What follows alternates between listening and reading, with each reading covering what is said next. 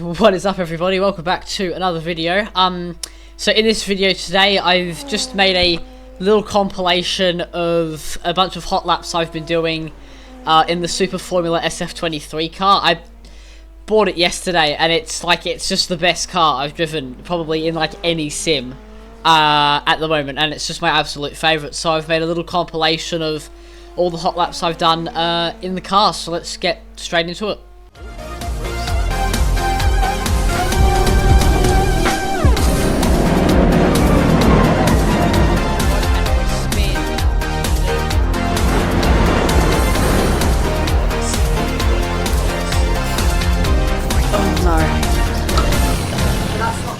Okay, so here we are coming for our first time trial lap in this compilation here at Hockenheim on the Grand Prix layout. As we go across the start-finish line, 6th gear, braking at 100 metres down to 4th, clipping that curb on the inside but not too heavily, instantly out of turn 1 in the blink of an eye, up to the 100 board, braking, tiny little lock-up, getting it turned in, and small oversteer on the exit. There we go, past the DRS banner, up to 6th gear, through the Parabolica, or the Hockenheim version of the Parabolica, really maxing it out, nearly 300 kilometers an hour, braking at the curb, down to 1st gear, getting it really turned in for the hairpin, getting a lot of wheel spin on the exit. Now this corner coming up should be flat in a Formula car like this one, and it's easy flat, down towards the Mercedes grandstand, getting it turned in for that apex, getting a big snap of oversteer on the exit, up to 4th gear, short shifting so we get that traction, 5th gear, through this corner, using all the curb on the exit, then down into the stadium section, 2nd gear as we go past the grandstands, and then out on the exit, nearly flat through the chicane, 3rd gear for the second to last corner, 3rd gear for the last one too, nearly losing it, and then out of the corner, and there we go for a lap of the Hockenheim ring. Okay, so here we go for our 2nd lap in this video. This one is going to be at Fuji Circuit in Japan. As we come onto the main straight, getting it up to 6th gear almost straight away with the acceleration in this Super Formula car. As we go past the packed grandstands on the left-hand side, down the pit straight, going past all the banners under the Panasonic sign. And as we come up to turn 1, braking just when we begin to see the start of that curb, getting it turned in for the downhill right-hander, and then getting on the power super early, starting to find a bit of confidence in this car. 6th gear now, and then down to 4th for the small kink, and getting on the curb, nearly getting it invalidated there, but not quite, as this corner is not flat, but it's super fast. Down to 3rd gear now, totally missing that apex, and getting on the curb again, nearly invalidating it again there, really pushing those track limits. Now down into the chicane, but this is the chicaneless version of Fuji, so it's just going to be a quick kink on the way through.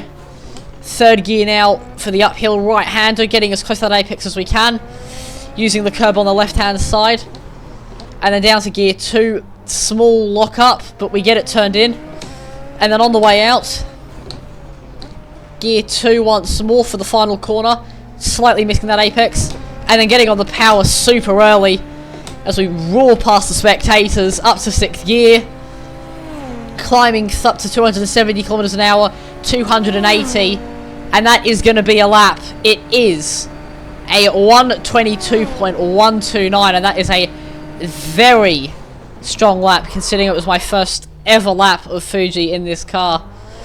But that'll be it for this 2nd hot lap. Okay, so here we come for our final hot lap in this video at Spa-Francorchamps, through the bus stop chicane, and getting on the power as early as I dare out of the final corner.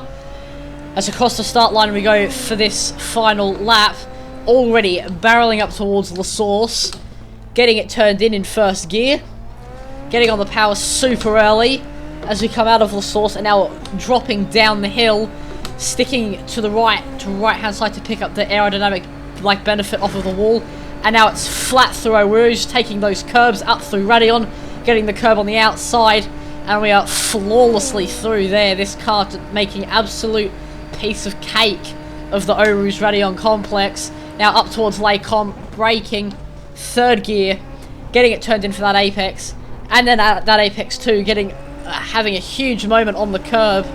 This car basically just bottoming out.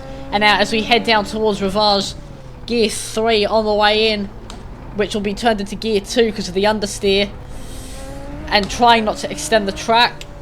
Third gear through No Name Corner, and on the way out we go, dropping down the hill towards Pouon up to 6th gear, braking for Pouon, just a quick jab of the brakes on the way in, 5th gear, and then rising out almost effortlessly as we get on the curb on the right hand side under the Total Energies banner down to gear 4, getting it turned in, and then getting it turned in for the second part of Fania, riding that curb on the outside, try not to touch the gravel on the way through, gear 3 for Stavolo, for the first part of Stavolo, and then this should be flat, which it definitely is, up to 6th gear, and now on the run up to Blanchimont using all of the horsepower in the back of this Honda, swooping to the right, using the white line, coming to the left, getting that apex, getting on the curb, clipping that curb on the right hand side under the crowd strike sign, and then gear 1 for the bus stop chicane, getting it turned in for both apexes, and then out of the corner we go, and that is going to be a hot lap